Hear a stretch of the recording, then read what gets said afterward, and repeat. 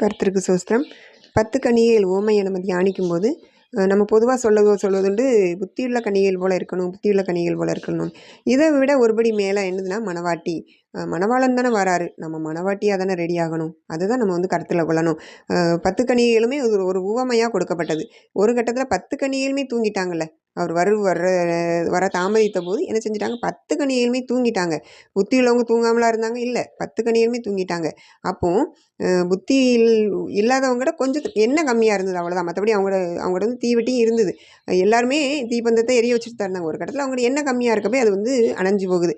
அப்போ அந்த ஸ்தோத்திரம் அந்த ஓமை முடியும் போது பாருங்களேன், அவர் வருகிற நாளையாவது நீங்கள் அறியாது இருக்கிறதுனால விழித்திருங்கள் அப்படின்னு கொடுக்கப்பட்டிருக்கு. பார்த்தீங்களா, அந்த விழித்திருங்க. ஏன்னா 10 பேருமே தூங்கிட்டாங்களா, அதனால தான் அதில் விழித்திருங்கள் கொடுக்கப்பட்டிருக்கு. இந்த விழித்திருங்கள் அப்படிங்கிறது என்னதுன்னா ஒரு நேசம் அப்படிங்கிறது எனக்கு அவனவர் இப்போ ரீசெண்டாக கற்றுக் கொடுத்தாங்க. விழித்திருங்கள் அப்படிங்கிறது நேசம்.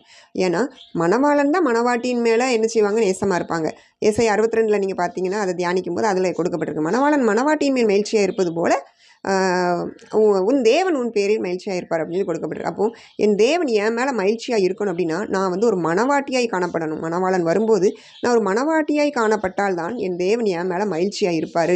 மற்றபடி பரலோகம் போகணும் அப்படிங்கிறதுக்காக நான் அந்த உலக வாழ்க்கையில் நான் ரெடியாகினேன், நீதியாக நேர்மையாய் நடந்து பரிசுத்தமாக வாழ்ந்து இந்த மாதிரி வாழ்ந்தேன் அப்படின்னா பரலோகத்துக்கு போக முடியும். அதில் மாற்றுக்கருத்து இல்லை. ஏன்னா 5 புத்தியுள்ள கன்னிகைகளும் பரலோகத்துக்குள்ளே போயிட்டாங்க.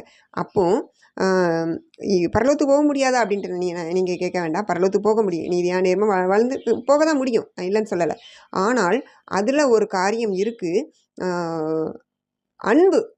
மணவாளன் மணவாட்டியின் மேல் மகிழ்ச்சியாக இருப்பது போல உன் தேவன் உன் பேரில் மகிழ்ச்சியாக இருப்பார். அதான் மணவாளன் வர்ற இடத்துல மணவாட்டின்னு தான் வரணும். மணவாளன் வர்ற இடத்துல கன்னிகையை கூட்டிகிட்டு போனாருங்கிறத விட மணவாட்டி கீழே இருக்கா, நான் அவளை கூட்டிகிட்டு போகணும் அப்படிங்கிற அந்த வாஞ்சை அவருக்கு இருக்குது. ஆனால் நமக்கு நான் மணவாளனை பார்க்க போகிறேன் அப்படிங்கிற வாஞ்சை நம்மளுக்கு இருக்கா அப்படிங்கிறத நம்ம யோசிக்கணும். அது எப்போ வரும்னா நான் அவர் மேலே வச்சிருக்கிற நேசத்தினால வரும். அந்த விழித்திருங்கள் அப்படிங்கிறது நேசம். நான் அவர் மேலே நேசம் வச்சுருந்தேன்னா எப்பவும் ரெடியாக இருப்பேன். அவர் இப்போ வந்தாலும் நான் ரெடியாக இருப்பேன், எனக்கு பயமே கிடையாது. இப்போ வந்தாலும் ரெடியாக இருக்குமா, அதுதான் மணவாட்டி அப்படிங்கிறத குறிக்குது அப்படின்ட்டு நான் இப்போ சமீபத்தில் அறிந்து கொண்டதுங்க. இன்னும் புத்தியுள்ள கன்னிகைகள் அப்படின்னே நம்ம சொல்லிட்டு இருக்காம அதுக்கடுத்த ஸ்டேஜுக்கு நம்ம போவோம். ஒரு மணவாட்டி, அன்பு. அவர் என் மேலே அன்பாக இருக்கார், எனக்காக ஜீவனை கொடுத்தாரு. நான் எந்தளவுக்கு அவர் மேலே அன்பாக இருக்கேன், கன்னிகையாகவே நான் அன்பாக இருக்கேனா அல்லது ஒரு மணவாட்டியாக நான் அவர் மேலே அன்பு செலுத்துகிறேனா அப்படிங்கிறத நம்ம ஒவ்வொரு பேருமே சிந்திக்கணுங்க.